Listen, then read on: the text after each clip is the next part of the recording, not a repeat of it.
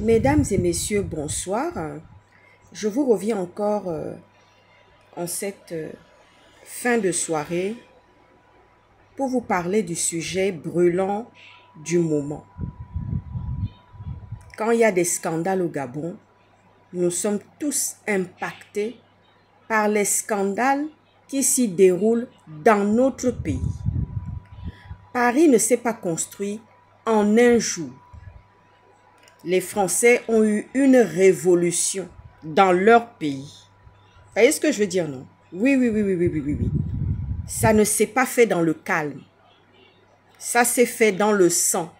Il y a eu une révolution en France. Vous voyez ce que je veux dire, non? Et donc, Paris ne s'est pas construit en un jour. Ça, c'est pour répondre aux vendeuses de piments, de gombo et de poissons. Parce que vous avez mis en place une rhétorique pour dire que les Gabonais ne sont pas capables de pouvoir faire le commerce. Mais je vous ai pratiqué. Moi-ci qui suis en train de parler ici maintenant, je vous ai pratiqué. J'ai fait des enfants avec un Togolais. Ce langage de « on ne fait rien sur les Gabonais » là, on connaît ça. Vous n'êtes pas sortis du ventre de vos mamans avec le commerce, avec la réussite du commerce. Vous voyez ce que je veux dire, non? On apprend de ses erreurs. C'est-à-dire que les Gabonais vont apprendre de leurs erreurs, de leurs fautes par rapport au commerce, par rapport au développement de leur pays. Voici la rhétorique que je viens vous placarder ce soir, parce que ça, c'est implacable. Personne n'est sorti du ventre de sa mère avec une cuillère en or, avec des études mirobolants, avec des diplômes, avec des doctorats. Personne n'est sorti du ventre de sa mère avec quelque chose. On est sortis tous du ventre de nos mamans nues. On nous a mis du linge dessus. On a dû marcher, apprendre d'abord à prendre le sein, le biberon, à manger des aliments solides. Ensuite, nos parents nous ont mis à l'école. Vous voyez ce que je veux dire, non? Pour les vendeuses de piments et de poissons et de gombo, c'était votre destinée. Pour les Gabonais, leur destinée, c'est la richesse. C'est double XXL. L'excellence. Vous voyez ce que je suis en train de dire, non? L'excellence. On apprend de ses épreuves. On apprend de ses erreurs dans la vie. Donc, les Gabonais vont devoir prendre en main le destin du commerce de leur pays.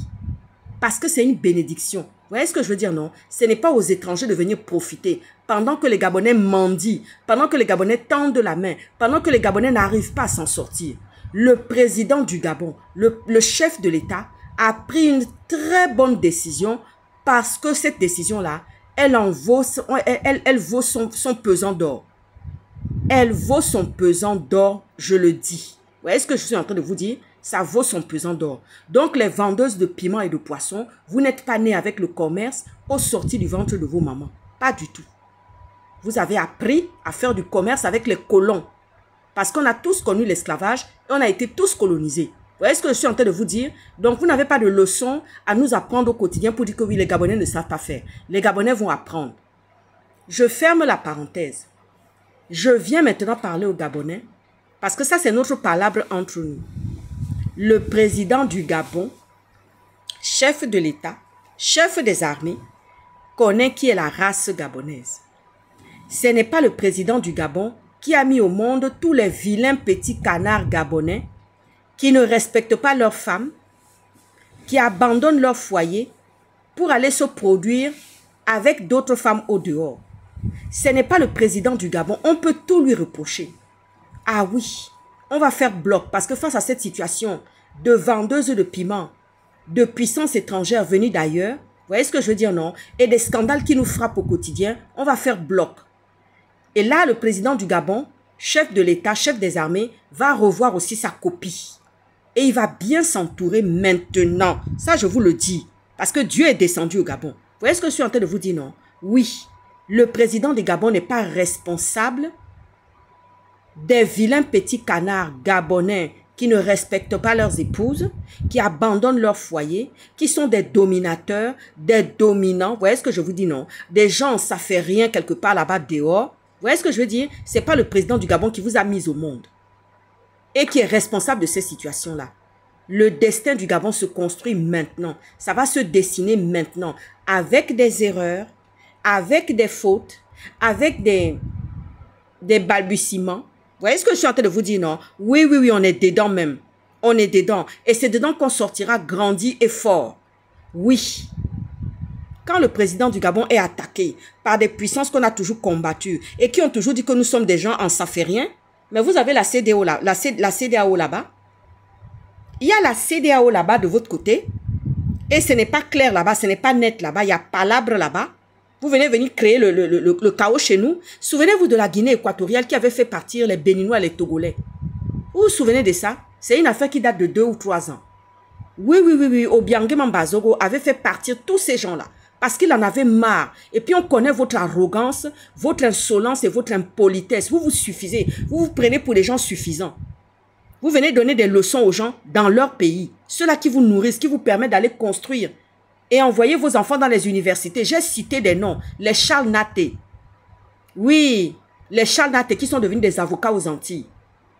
C'est nous qui vous avez donné la chance. C'est l'argent du Gabon qui vous a donné la chance de réussir. Parce que vos mères étaient en train de faire le commerce au Gabon. Allez-y vous plaindre là où vous voulez. Sans compter une affaire de juge justement venue de la CPI. Stéphane Zen, faut sortir. Tu te souviens de l'affaire de la CPI, non? Où j'avais été à la CPI. Et quand je suis sorti comme ça, il y a eu des morts. Tu te souviens de ça? C'est dans les mémoires de contact. Tu me connais. Moi, quand je sors pour faire quelque chose là, c'est comme un ouragan. Quand je vais pour regarder quelque chose, pour demander des explications pour quelque chose, quand on ne me donne pas là, Dieu descend immédiatement. Et il y a eu mort d'homme. Il y a eu mort d'homme, Stéphane Zen. Il faut sortir. Les Gabonais apprendront de leurs erreurs. Ils apprendront des balbutiements. Ils vont tomber, ils vont se relever. Parce que personne n'est jamais tombé. Et puis tout d'un coup, personne n'est jamais sorti du ventre de sa mère et s'est tenu debout le premier jour. Non. Voilà, nous allons nous tenir debout face à l'adversité. Nous allons tomber, nous allons chuter, nous allons avoir des épreuves, mais nous allons y arriver. C'est une nation qui se reconstruit. Avec toutes les blessures, du silence, les plaies, nous allons y aller. Il y a quelqu'un qui est là. Certes, il y a des balbutiements. Certes, il y a des choses qui ne vont pas. Mais on va avancer. Donc, je viens parler aux Gabonais pour dire que oui, vous êtes des vilains petits canards.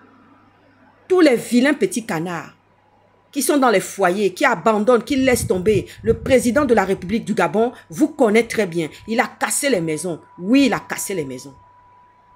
Il a cassé les maisons. Alors, tous les vilains petits canards vont devoir rentrer dans le rang. Les impolis, comme avait dit maman Colette Rebouka. Le Gabonais est mal élevé, pas d'éducation pour certains. Oui, tu ne sais pas entretenir tes relations. Est-ce que c'est le président qui est responsable de ça?